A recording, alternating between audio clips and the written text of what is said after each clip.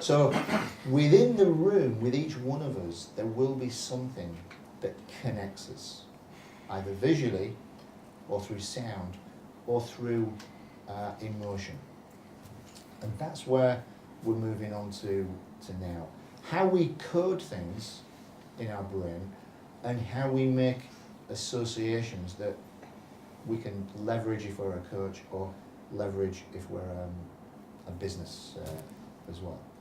So there are more sort of personality types that I'm going to present here, but in NLP, Bandler and Gwinder initially first recognised that people process through language, and these are attached to our senses. So visually is one major component that we take in information throughout the day, and sometimes throughout the night when we dream. So visually, how would you know that a person's processing visually, do you think? Because they've got their eyes open. Very good. Who said that? Was that Troy? Connected with Troy, I do like that answer. So yeah, they would have their eyes open, obviously. A visual person, how things look is important to them. And when they're remembering things or creating things in the future, they will do it with their eyes up on the higher plane. When I asked Patricia the question earlier, her eyes went up, she accessed information from the higher plane. I didn't know, but it suggested to me that she has some images or pictures that unconsciously she's streaming. When Troy was answering a question and we were having a dialogue, his eyes were going to the left and to the right in certain linguistic forms connected. He was accessing different data depending on what he was talking about. So a visual person, you will see their eyes go up. They will breathe in a way that allows them to have short interactions verbally. It's almost like there's a video coming in, I really want to tell you about it, oh my goodness, it's like loads of pictures. So they'll breathe from the top of their chest. And they do this because it's almost like every time a new picture comes in, they've got to adjust their breathing. I said something earlier and you adjusted your breathing. You went, it's because something's come into your cognitive map and it's all connected. The pictures are connected to your body. So visual people, they could buy something off the internet. They could look, bang, the decision's been made, credit card, it's done. Most of you probably ordered on the internet, you will have seen something, bang. But visual people are highly motivated and inspired by images. I was in a bar in Leeds called the Mint Hotel, and they've got a sky bar at the top. It's all glass, it's on the 13th floor. You can see all Leeds. Everywhere's glass. And I was speaking to the operations manager and he says, do you know, John, this is like such a success story that we never thought would ever happen. In the space that we're in, it's more profitable than any other bar in Leeds. And we never set out to do that. And I said, well, what is it? Because it just looks like, he says, I'll tell you what it is, it's the view. People go there for the view. They've never seen that view before. They can see all over Leeds. And when they're talking to somebody else, it's almost like they're still in the sky bar. They'll say, oh, geez, you should see. So it's not the words that people are being curious about, it's the way that people transfer the words. So visual people might wear a suit. Who asked about the suit?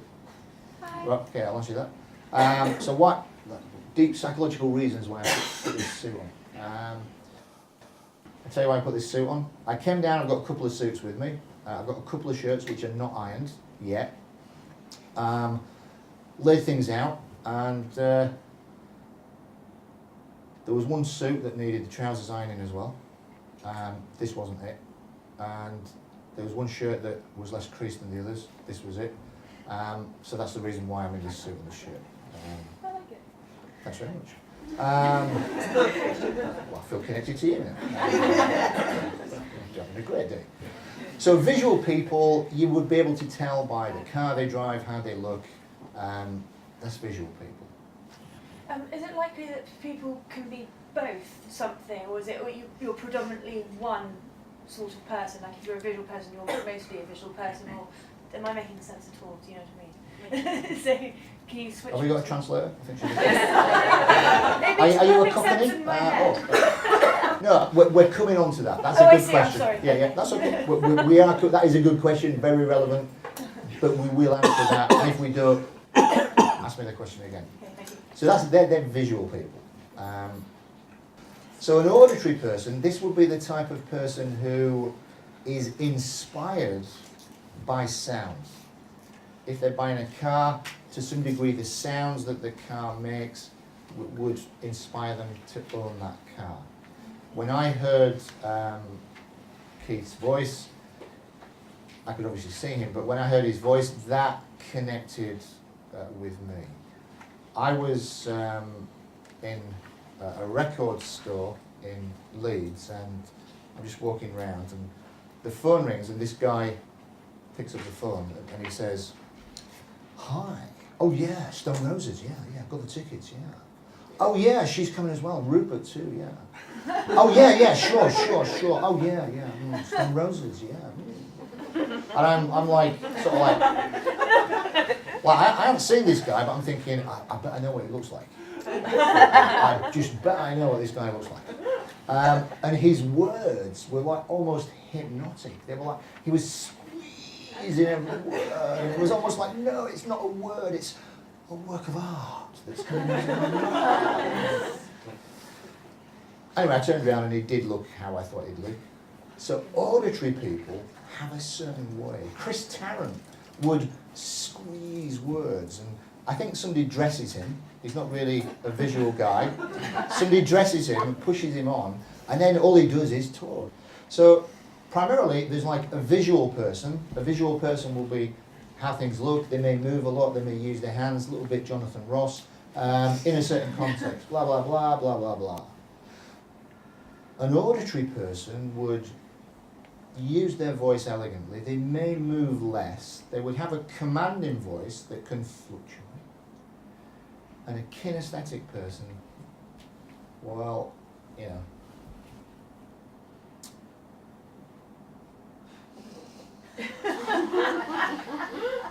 So they give a lot of wrong Sorry? There's a lot of wrong Did you say something more? So a kinesthetic person would give different signals. In answer, what's your name? Sifi. Sifi, in answer to your question, you are all of these. They're in your repertoire. However, there will be certain contexts where one of them may rise to the top. But you are human beings, you can change just like that. And when we're doing these exercises throughout this course, the most dangerous thing in the world is to say, Charles is visual, Misha is kinesthetic, because all you can accurately say is, right now Charles seems to be adopting a certain stance. In 30 seconds, he may be operating and functioning totally differently. And if you're not aware of that, you're not going to be able to connect or inspire that person to communicate in a way that's conducive for you and them. Did you have a question? No, you answered the question. I answered, right. So, to give you an example, I'm in Starbucks, and I know what I want. A tall hazelnut latte, hot and wet. I just know that. So I'd order, I'll have a tall hazelnut latte, hot and wet. I'll turn to my wife, and I'll say, what do you want? She'll go,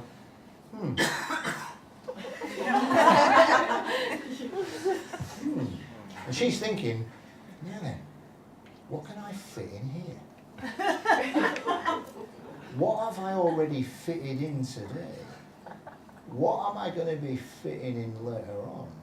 What can I fit in now? That's what she's doing. Whereas for me, it's like, yeah, I just see Starbucks and it's like, right, I just want to talk, here's what latte, hot and wet, thank you very much.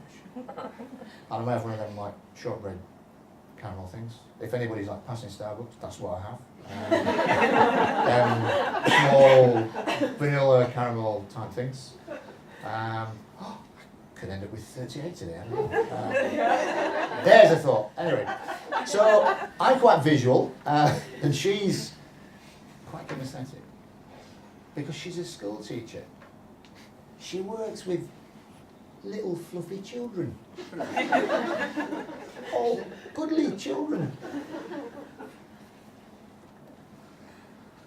So when I come home, I'm Mr. Visual, obviously. Suit, Covent Garden, with you guys. So I'm Mr. Visual. I walk through my door into my house. Something happens.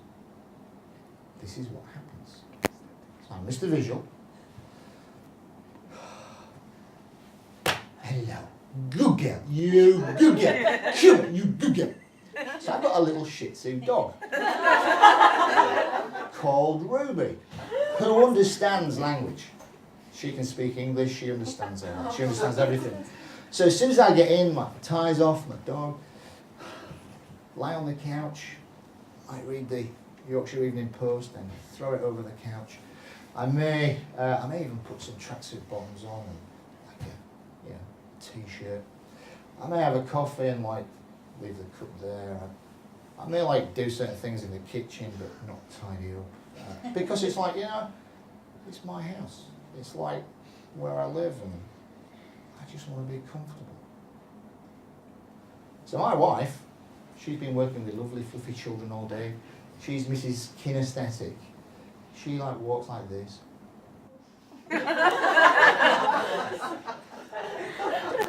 To the house.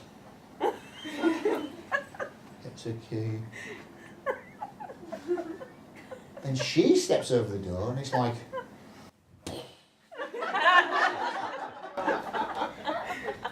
she comes in, and there's me and Ruby, my dog, on the sofa. And she says, John, what's going on? And like Ruby will like look up and I'll look up. And I'll say, what? And she said, look at the state of the place. It's like the Evening Post's all over there. You've got that. There's like things out in the kitchen. And I'm like, whoa, whoa, whoa. A little bit like Paddy McGuinness. Whoa, whoa, whoa. Chill out. No, I won't chill out. My mother's coming round. So what? Who cares? This is my house.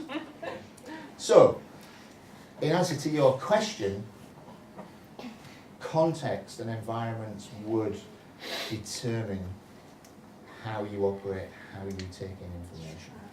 We're here on an NLP course, and that too could or could not affect how and what you take in.